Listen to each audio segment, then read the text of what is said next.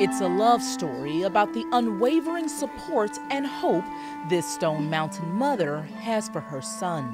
Haile was a big baby. He was born double breech. He was 2.5 pounds. He was born with butt first, though.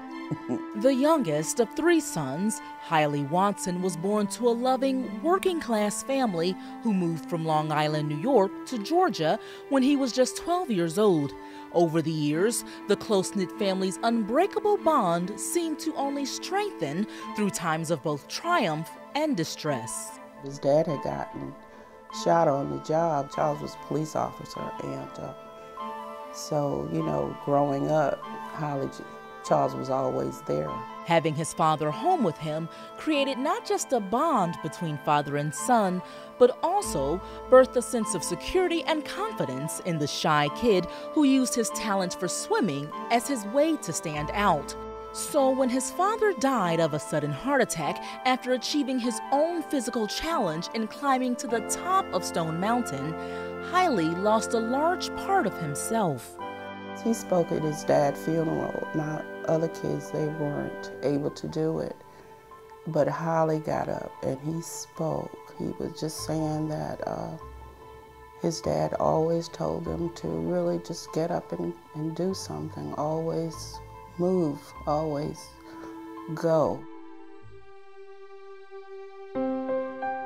It was a loss which Senella Watson believes resulted in her son's mental breakdown. Haile was eventually diagnosed with schizophrenia at the age of 25.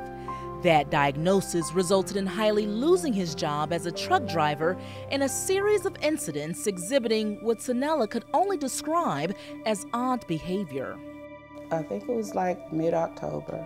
He started hanging out on people's property and just hiding out, sort of walking around the house a lot, and cut up my patio furniture. It was an old chair, but he cut it up, and he was just cutting on trees with this small axe, and he was digging holes in the ground and stuff like that. So I called crisis unit, and they asked me if he was suicidal or anything like that. I asked him those questions, but then, you know, he said he was all right.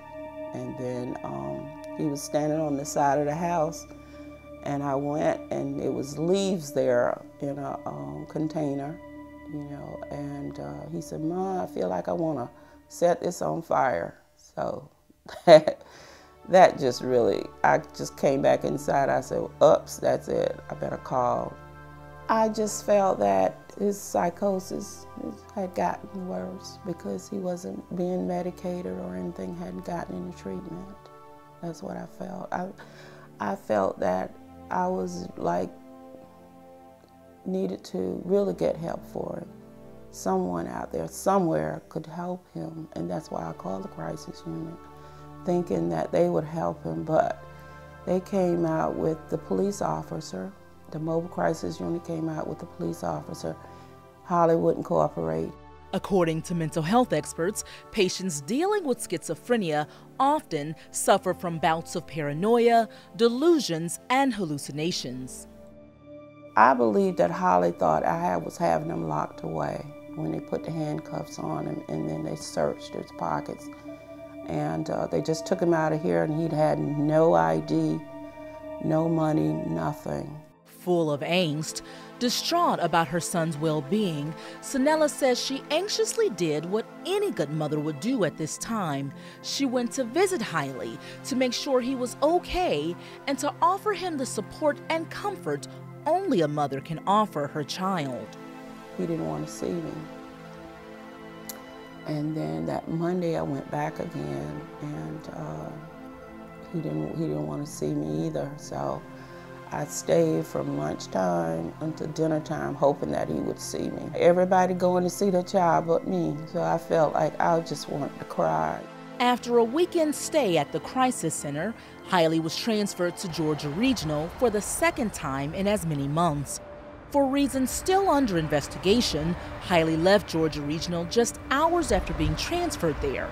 On November 7th, Haile walked out into the frigid winter air and became the latest missing persons case reported to DeKalb County Police. DeKalb Medical said they had seen Haile on the 19th, which was a day before I went looking for her. And they said he was there barefoot and inside of the main hospital. The admission personnel, she said, yeah, when I showed this picture, she said, oh my gosh.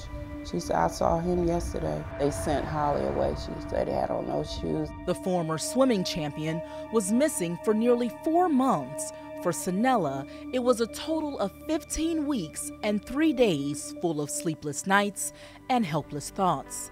That's more than 432 hours of this mother's hope for her son, now turned into personal torment, rife with fear of the unknown and endless pleas for anyone to help in her search to find her beloved baby boy. I would imagine Haile had walked and walked and walked and wasn't smelling so nice and everything, and they just thought he was a bum or something. I don't know. And just because they said he ran outside to either the security guard or a police officer's car. And this is where it really gets me, because his dad was a police officer, and I guess he probably said he'd go to these people and they help, but they told him to go away also. Since Haile's disappearance, Senella and her other 2 sons have taken to the streets with flyers begging anyone who will listen for help. Search efforts included regularly canvassing local homeless shelters and hospitals, hoping anyone could help them find the now 35-year-old, once filled with so much potential and ambition. Haile just vanished into thin air. I don't know where Haile really is. I don't know Haile is dead or alive. I really don't know. We have an update now on Senella's search for her son. Haile was found alive in downtown Atlanta after our initial taping for this story. He has been living on the streets in and out of local homeless shelters. As when she first had him admitted in response to his psychosis, Haile refused to speak to his mom, telling one of her other sons that he's angry with her for turning him in. Because he is an adult, officers were unable to force Haile against his will to accompany his mother and 2 brothers to a mental institution. So, after 4 months of searching for Haile, Senella Watson was forced to walk away from her son, leaving him on the very streets she fears can one day lead to his demise. All is not lost for this family, however. We've been able to partner Senella with the Georgia Department of Behavioral Health and Developmental Disabilities. They have dispatched a team of professionals to help get Haile the help that he needs, but they have to find him first in order to do so. Please help us help this family in searching for their son. In fact, DCTV wants our viewers to assist us with searching for the sons and daughters missing in DeKalb County.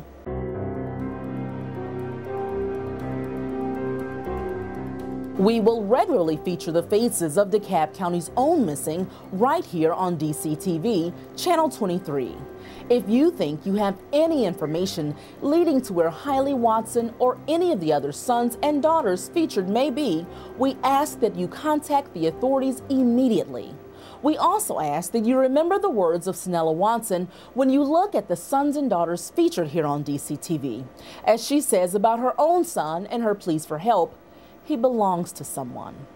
I'm Diamond Lewis, and we'll be right back with our interview of one of DeKalb County's finest. He'll share with us the facts of DeKalb County's missing. Stay tuned, you don't want to miss it.